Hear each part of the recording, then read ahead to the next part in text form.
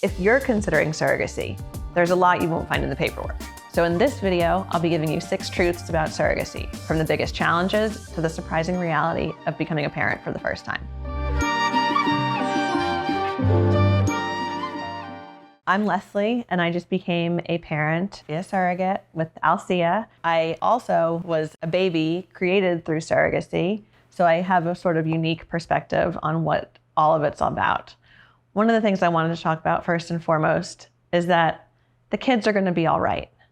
Everyone worries that they're going to have some kind of long-lasting emotional trauma from not growing up with the person that carried them, and that's just plain old not true. I can speak from my own experience. I never felt anything but loved and wanted and valued, and if anything, it was that so much thought and preparation had gone into bringing me into this world that how could I not feel like my parents just thought I was the best thing ever? And I can tell you that now as a parent, if I didn't believe that my child would be all right, I wouldn't have used this process to build my own family.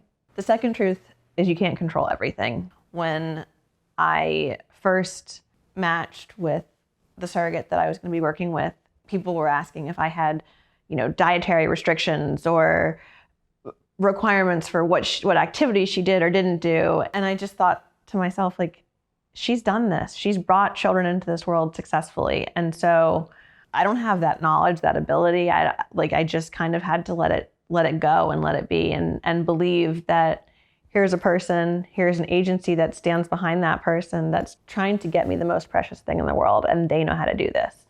Obviously, don't be foolhardy and do your research and know what you're getting yourself into, but then trust it and let them lead you in areas that you might not know everything about, and you can end up with what you most want out of it, which is a baby in the end, and they know how to do that. Along those lines, the third truth is that trust is the first hurdle that you're going to have to overcome.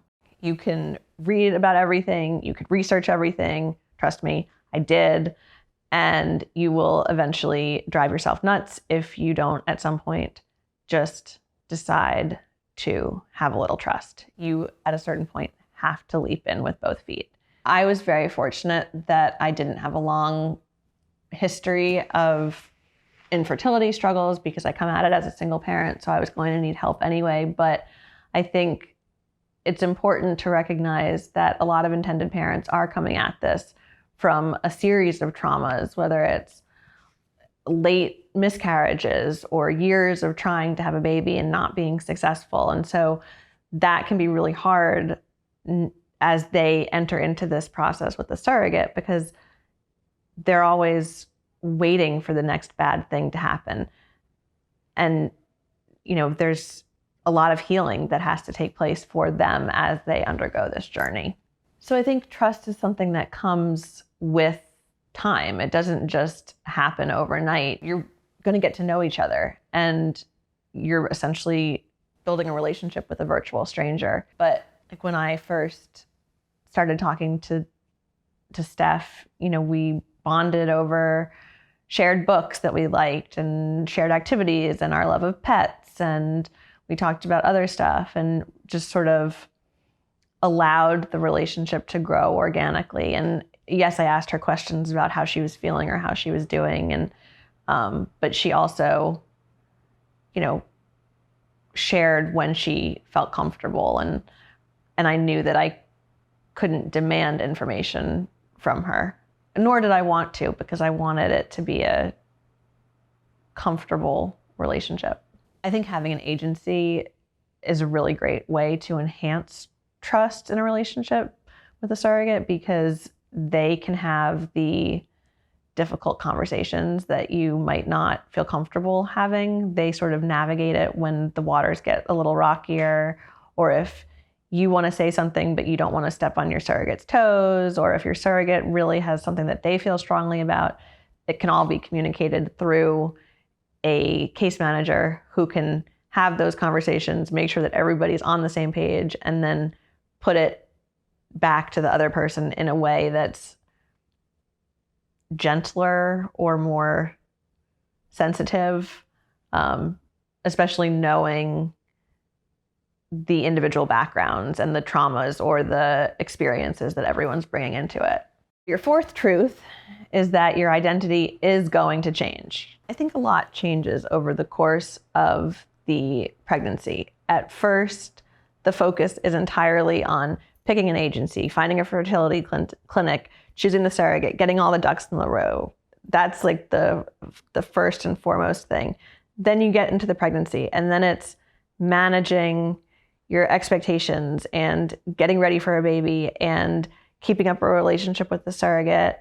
And are all the doctor's appointments happening at the right times? Is everything progressing the way it's supposed to? Then towards the end, it's, okay, now we've got a plan for birth and being in the right place at the right time and having everyone there and making sure the hospital knows everything. And then the baby's here. And that's wonderful and scary and overwhelming. And when they handed me Luke in the hospital and I walked to my own room with him, I thought, oh my gosh, for a lot of reasons. And it wasn't just, oh, we did it. It was also, oh my gosh, now I'm responsible for this little human and his every need is my responsibility and I have to make the choices now. Another thing that's been interesting is coming at it from somebody who used a surrogate is going into mommy and me classes with the baby, and you sit down with these other women and they're talking about their babies and they're all around the same age. And I expected that we were going to go in there and bond over raising the baby. And it turned out that we went in and they were all talking about recovering from giving birth or lactating or breastfeeding.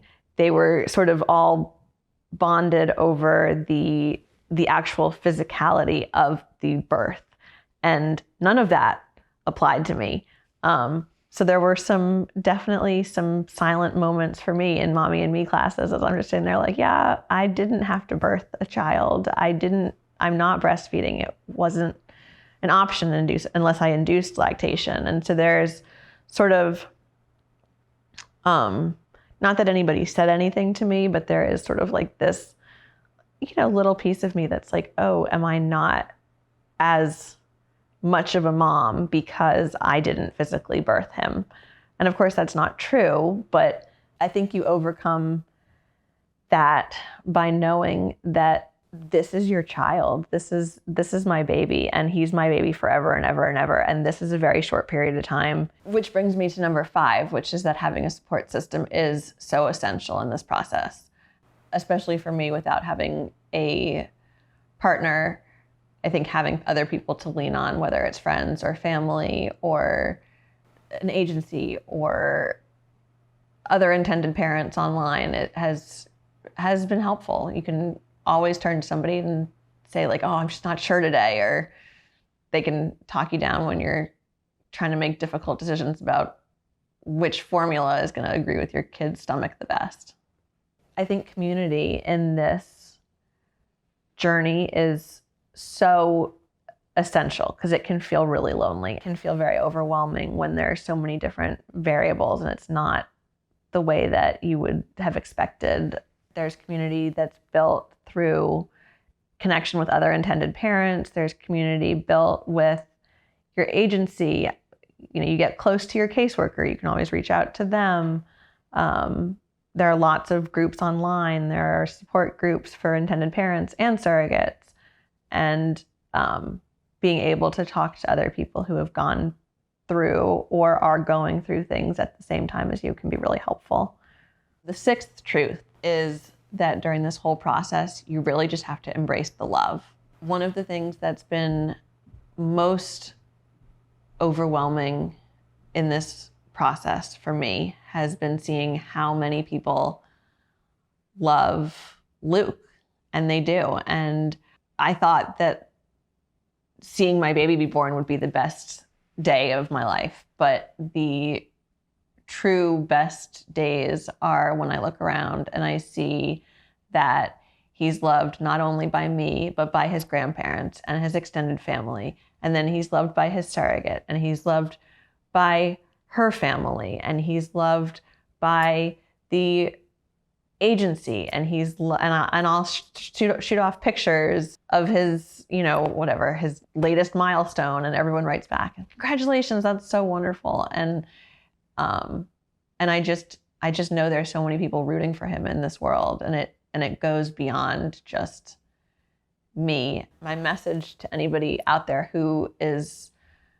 thinking about doing this, or has thought about doing it but was too scared, or whatever the case may be, is that it's worth it. It's worth trying. Like, you just gotta jump in. And if you surround yourself with the right people and you put a little trust out there, you'll hopefully get the miracle that is meant to be. Thanks so much for watching. And if you're thinking of becoming a surrogate, click on the link below in the description.